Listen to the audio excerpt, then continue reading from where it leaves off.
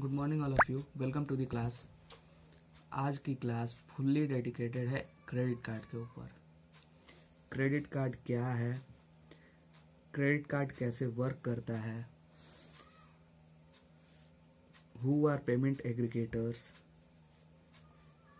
And who gets benefit on we using it frequently. जितने जल्दी हम यूज़ करते हैं तो इससे फ़ायदा किसको होता है, क्या हमको फ़ायदा होता है और किसी और को फ़ायदा होता है।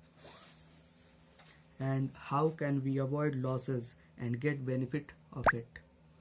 हम कैसे अपना लॉस कम कर सकते हैं और कैसे हम इसे और ज़्यादा बेनिफिट उठा सकते हैं। What is credit card? तो क्रेडिट कार्ड एक तरह का पेमेंट का माध्यम है। जब हम लोग कोई भी चीज़ खरीदते हैं या फिर कोई चीज़ बेचते हैं, मतलब पैसे का लेन देन करते हैं, तो एक तो कैश मोड हो गया फिजिकली, और एक होता है डिजिटल मोड। तो डिजिटल मोड में ये एक तरह का प्लास्टिक मनी, इसको प्लास्टिक मनी भी कहा जाता है। Credit card. अब बात आती है कि क्रेडिट कार्ड वर्क कैसे करता है। तो क्रेडिट कार्ड वर्क करने के लिए यहाँ पे पहले हम लोग ट्रांजैक्शन कैसे होता है ये समझ लेते हैं कि हाउ ट्रांजैक्शन वर्क्स। तो ट्रांजैक्शन कैसे होता है कि सपोज आपका एक बैंक अकाउंट है जो कि आप किसी बैंक में खुलवाएंगे, मान लीजिए वो पीएनबी है, और आप किसी अकाउंट में भेजना चाहते हैं पैसा, या फिर कहीं कुछ खरीद रहे हैं तो वहाँ पे पेमेंट करना चाहते हैं। तो जब आप पेमेंट करेंगे तो मान लीजिए वो किसी को भी कुछ भी खरीदे, आप कपड़े की दुकान में क्लॉथ्स खरीदे, ठीक है। तो जब आप क्लॉथ्स खरीद रहे हैं तो वहाँ पे एक पॉस मशीन होगा। पॉस मशीन के थ्रू आप वहाँ पे अपना क्रेडिट कार्ड, जब यहाँ पे आप क्रेडिट कार्ड नंबर डालेंगे तो वहाँ पे आपको पिन मांगेगा और आप पेमेंट कर देंगे। तो पेमेंट तो यहीं से काम करता है कि जब आप यहाँ पे पेमेंट के लिए अपना कार्ड नंबर डालेंगे,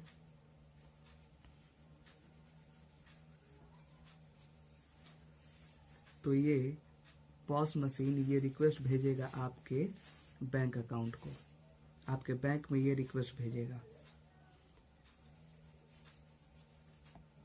कि आप यहाँ से पेमेंट करना चाहते हैं और आपके खाते से पैसे कटे और यहाँ पे आके इनको मिले। तो जब आपके बैंक से पैसे ये कट जाएंगे तो यहाँ पे आके पॉस मशीन में, यानी ये जो आपका सेलर है इसके अकाउंट में आएंगे। तो यहीं पे रोल आता है पेमेंट एग्रीगेटर्स का, जो कि हम लोगों का थर्ड टॉपिक है, पेमेंट एग्रीगेटर्स। तो पेमेंट एग्रीगेटर्स वो होते हैं जो कि इस ट्रांजैक्शन को कंप्लीट करने में सहायक होते हैं। ये जो साइकिल चल रहा है ऐसे करके, यहाँ से आप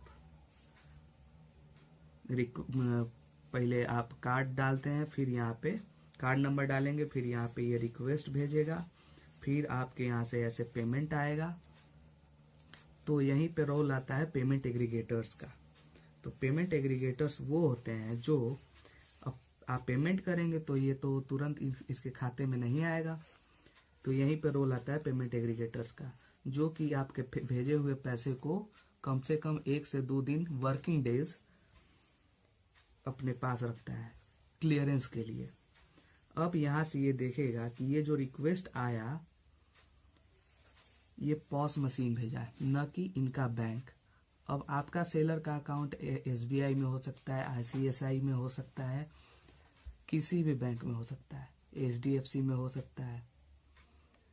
तो वो बैंक के थ्रू उस बैंक ने उसको रिक्वेस्ट नहीं भेजा आपके बैंक को, बल्कि ये पॉस मशीन जिस कंपनी का, जिस पेमेंट एग्रीगेटर का ये पॉस मशीन होगा, सपोज वीज़ा का हो, मास्टर कार्ड का हो, रुपे का हो, जिस पेमेंट एग्रीगेटर का ये पॉस मशीन होगा, उस पॉस मशीन के थ्रू इसको रिक्वेस्ट गया और यहाँ पे रिक्वेस्ट गया और तब यहाँ से आपका पैसा कटा। और जब पैसा आपके अकाउंट से डेबिट हो जाएगा तो यहाँ पे जाएगा पेमेंट एग्रीगेटर्स के पास। पेमेंट एग्रीगेटर्स उसको क्लियरेंस के लिए कि किसके अकाउंट से रिक्वेस्ट गया है। अब ये पॉस मशीन किसको अलॉट हुआ है, आपके सेलर को, आपका सेलर का बैंक अकाउंट कहाँ पे है, तो HDFC में है, ICICI में है, SBI में है, या फिर किसी और बैंक में है। तो वहाँ पे अब ये अपने डेटा में देखेगा पेमेंट एग्रीगेटर, और तब जाके उनका क्लियरेंस करेगा अपना कमीशन काट के। जो हम लोग ट्रांजैक्शन करते हैं क्रेडिट कार्ड से, तो वो ट्रांजैक्शन होने के बाद जो मर्चेंट होता है, जो कि सेलर होता है, उसी को मर्चेंट कहते हैं। मर्चेंट आईडी पे उनका कमीशन कटता है।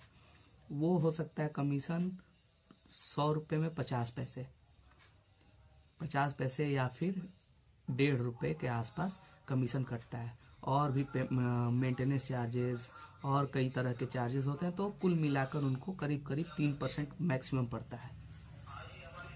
तो इसमें हमारा क्या घाटा है और हमारा फायदा क्या है? तो यहाँ पे सबसे ज़्यादा फायदा तो उठा रहे हैं हमारा जो हमारा सेलर है, वो हमसे कमा रहा है। जो हमारा बैंक है, जो हमको क्रेडिट कार्ड इशू किया है, वो हमसे इंटरेस्ट के थ्रू कमा रहा है। ठीक है, वो हमसे इंटरेस्ट के थ्रू कमा रहा है।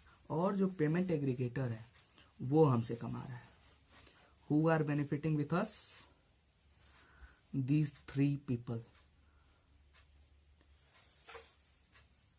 First is our bank, second is our seller, and third is the payment aggregator. The payment aggregator. Now, how can we avoid our losses and get benefit of it?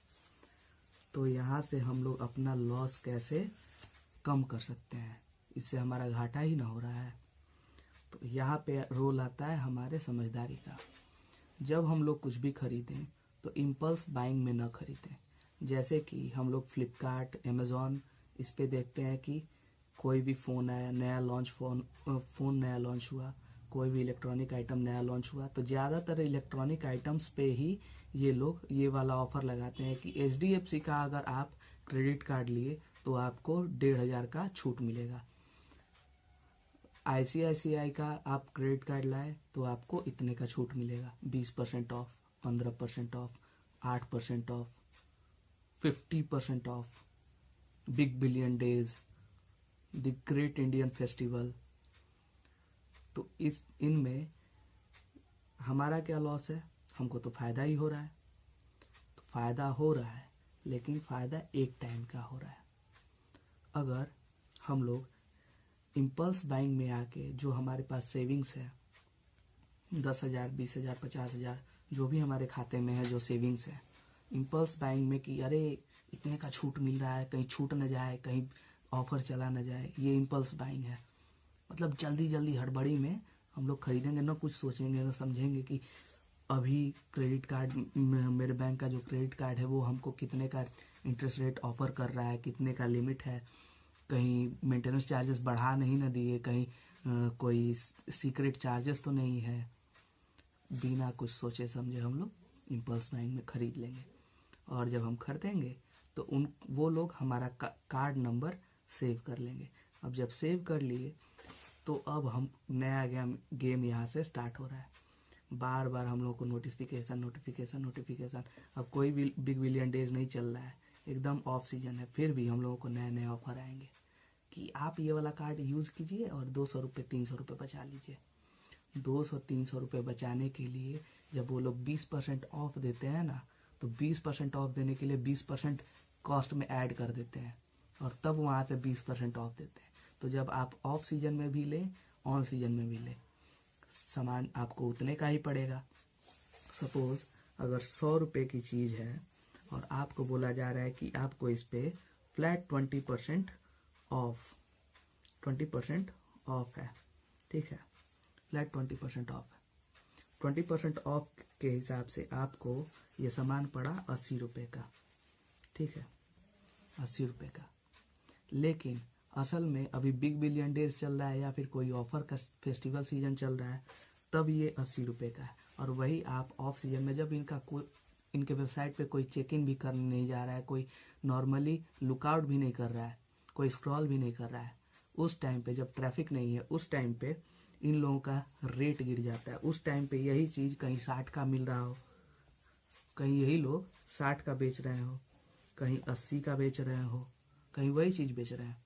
लेकिन जब offer निकालना हो तो उस time 20%, 100 में पहले 20% add करेंगे, then offer निकालेंगे कि 20% ऑफ।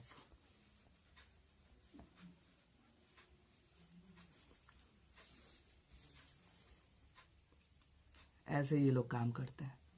पहले इसमें जोड़ेंगे वही 20%, 25% और इसको पूरा एमआरपी प्राइस पे करेंगे, पूरा एमआरपी प्राइस पे करेंगे और तब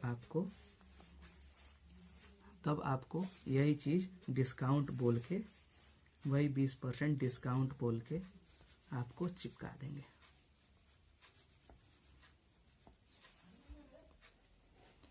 अब यहीं पे हम लोगों की समझदारी आती है।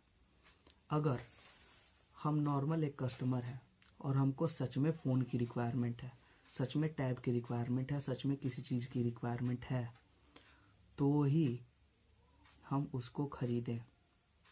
और ख़रीदें क्रेडिट कार्ड से खरीदें, सारे डिस्काउंट कूपन्स यूज़ कर लें। यूज़ करने के बाद भी